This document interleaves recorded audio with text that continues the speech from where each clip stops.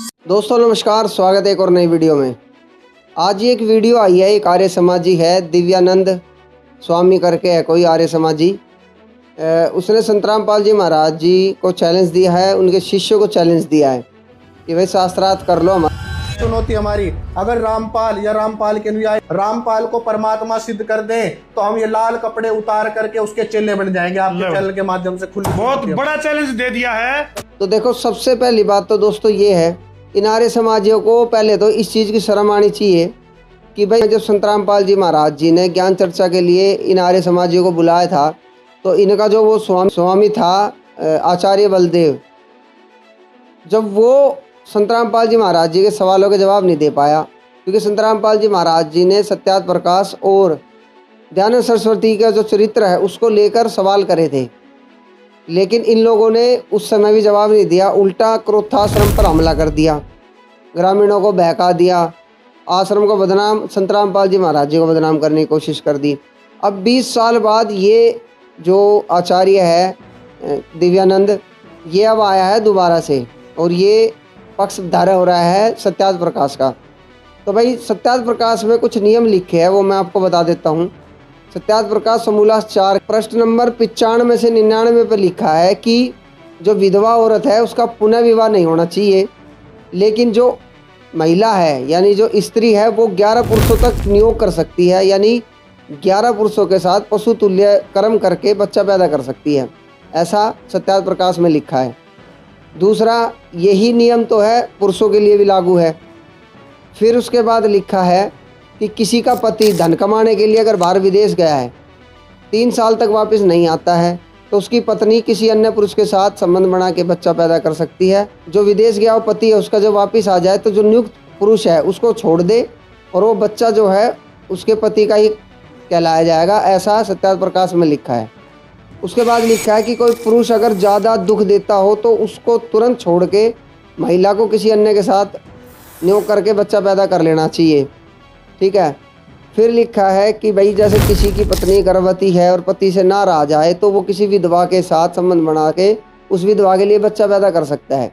तो ये कुछ ऐसे नियम लिखे हैं इस सत्यार्थ प्रकाश के अंदर, जिसकी आपत्ति संत रामपाल जी महाराज जी ने बहुत पहले ही दर्ज करवा दी थी और इन आर्य समाजियों से सवाल पूछे थे, जिसका जवाब ना देने के बदले इन लोगों ने सतलोक आश्रम क्रोथा पर हमला कर दिया था।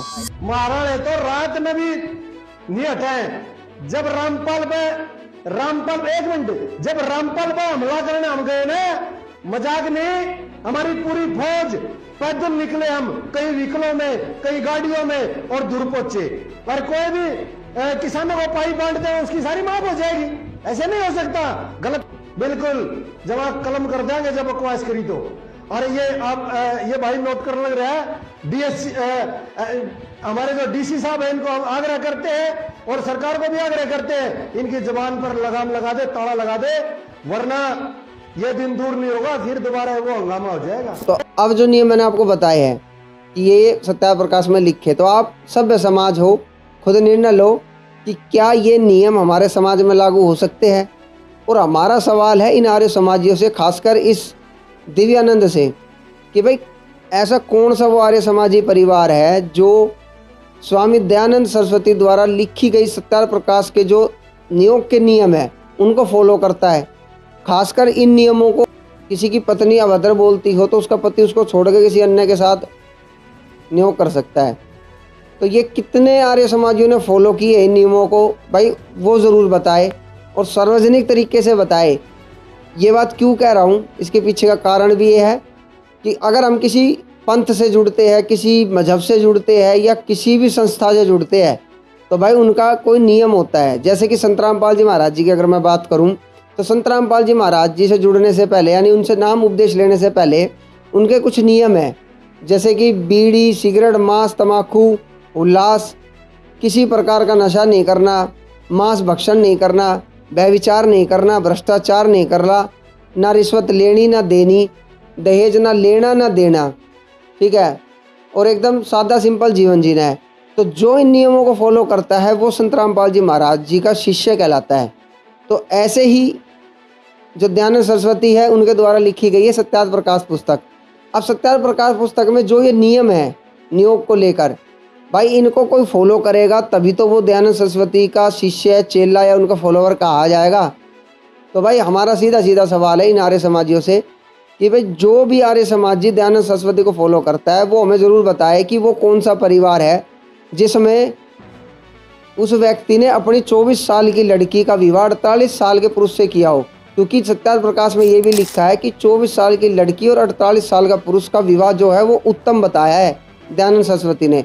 तो भाई ऐसा उत्तम विवाह किस आर्य समाजी ने किया है कि भाई अपनी 24 साल की लड़की का विवाह 48 साल के पुरुष के साथ किया है, तो भाई वो ज़रूर बताए हमें।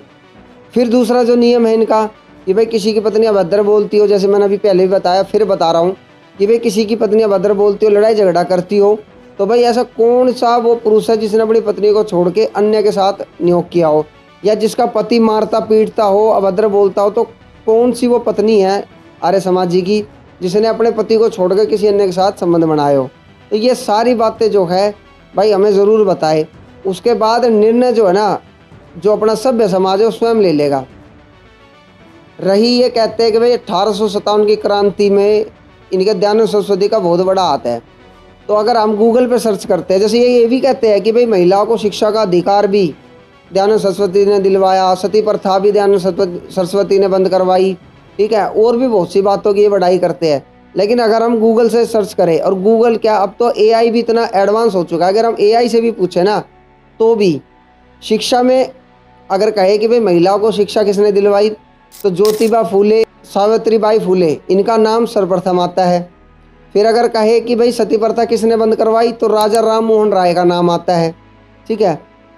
सतन टैक्स एक समय था जब लिया जाता था, तो उसका भी नाम अगर पूछा जाए तो भी दयानंद सरस्वती का नाम कहीं तक नहीं आता। और ये लोग सुख की हवा में बातें बनाते हैं। और रही 1857 की क्रांति, अगर हम सर्च करें तो भगत सिंह का नाम आता है, हमारे चंद्रशेखर आज़ाद जी का नाम आता है, और भी अन्य जो क्रांतिकारी हुए उनका नाम आता है, लेकिन दयानंद सरस्वती का नाम कहीं से कहीं तक नहीं दिखा रहा, इंटरनेट भी नहीं दिखा रहा, और तो छोड़ो।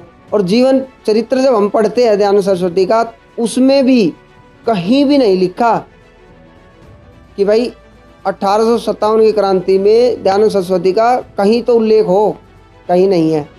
और एक सवाल और हम इनसे पूछना चाहते हैं कि भाई दयानंद सरस्वती ने अगर महिलाओं को शिक्षा का अधिकार दिया, तो हमें बताए कौन से सन में दयानंद सरस्वती ने महिलाओं के लिए गुरुकुल खोले, बताओ हमें भाई।